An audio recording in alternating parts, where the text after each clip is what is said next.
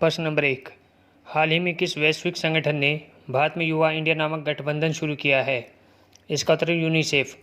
युवा मामले और खेल मंत्रालय ने देश में युवा स्वयंसेवकों को मजबूत करने के लिए यूनिसेफ के साथ भागीदारी की है ताकि आत्मनिर्भर भारत अभियान का लक्ष्य हासिल किया जा सके।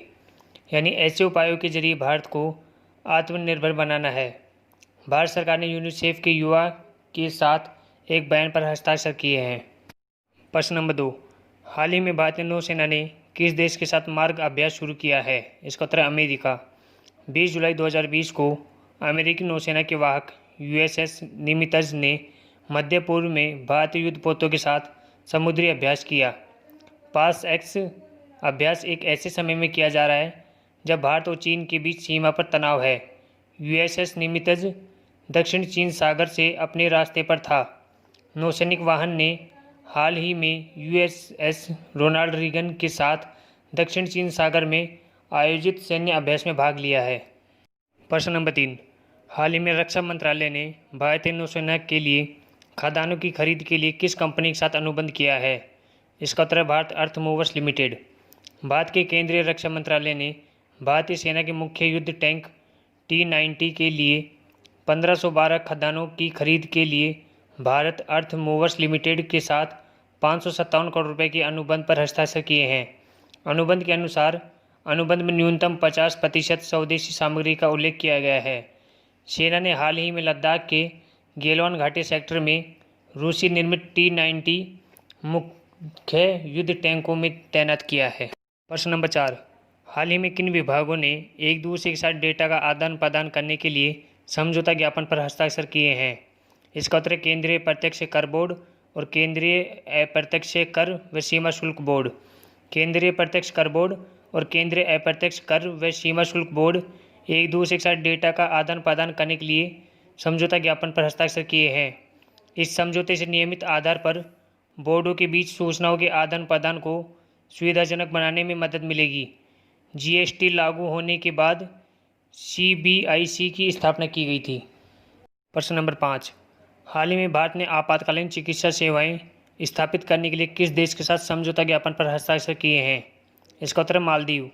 भारत ने आपातकालीन चिकित्सा सेवाएं स्थापित करने के लिए मालदीव के साथ समझौता ज्ञापन पर हस्ताक्षर किए हैं। आपातकालीन चिकित्सा सेवा भारत द्वारा पड़ोसी देशों के लिए 20 मिलियन अमेरिकी डॉलर की अनुदान सहायता के तहत वित्त पोषित है। इससे देशों के बीच सहयोग बढ़ाने में मदद मिलेगी, विशेष रूप से स्वास्थ्य देखभाल सुविधाओं के क्षेत्रों में महत्वपूर्ण समय के दौरान आपदा प्रतिक्रियाएं आदि। प्रश्न नंबर 6।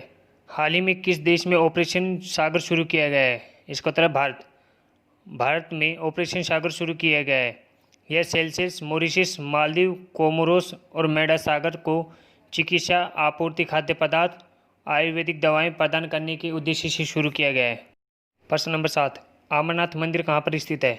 इसका उत्तर जम्मू कश्मीर। अमरनाथ मंदिर जम्मू कश्मीर में स्थित है। यह एक प्रसिद्ध गुफानुमा हिंदू मंदिर है। यह गुफा 3888 मीटर की ऊंचाई पर स्थित है। यह मंदिर 18 महाशक्ति पीठों में से एक है। इस गुफा में प्रतिवर्ष बर्फ से बनी शिवलिंग का निर्माण होता है। इस स्थान को भगवान शिव से जोड़ा जाता है। इस वर्ष कोरोना वायरस महामारी के चलते प्रसिद्ध अमरनाथ यात्रा को रद्द कर दिया गया है। हाल ही में जम्मू कश्मीर के उपराज्यपाल गिरीश चंद्र मुर्मू की अध्यक्षता में आयोजित श्री अमरनाथ श्राइन बोर्ड की बैठक में यात्रा को रद्द करने का निर्णय लिया गया। हालांकि अमरनाथ की गुफा सुबह और शाम की आरती का प्रसारण दूरदर्शन पर किया जाएगा। प्रश्न number 8। US India business council का गठन कब किया गया था? इसका उत्तर 1975 में। US इंडिया बिजनेस काउंसिल का गठन 1975 में किया गया था।